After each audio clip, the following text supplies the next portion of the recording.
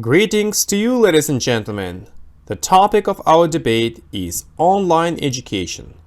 We've got two enthusiastic and sharp-minded debaters, one of whom is John from the US and the other Tom from the UK. Let's give them a round of applause. The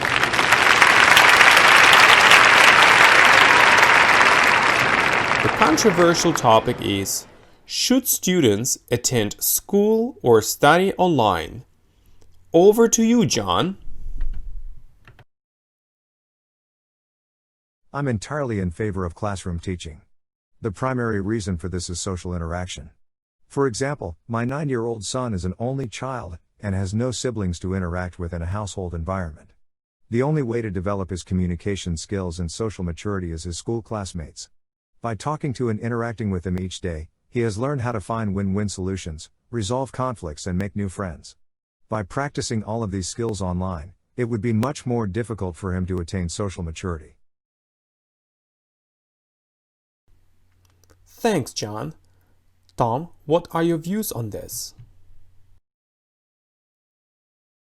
This might be the case for those who live near school and don't experience physical or verbal bullying.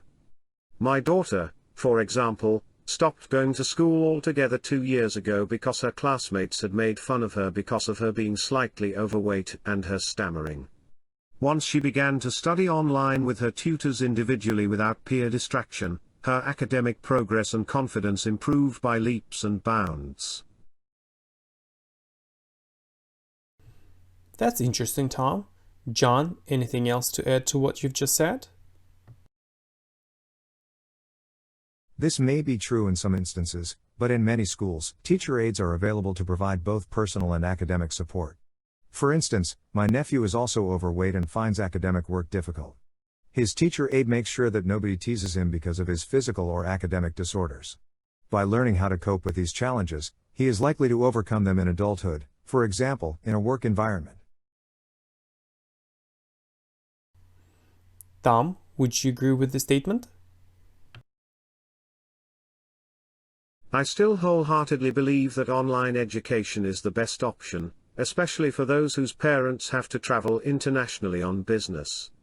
For example, I am a military officer and get deployed to Afghanistan, Iraq and Syria on a regular basis.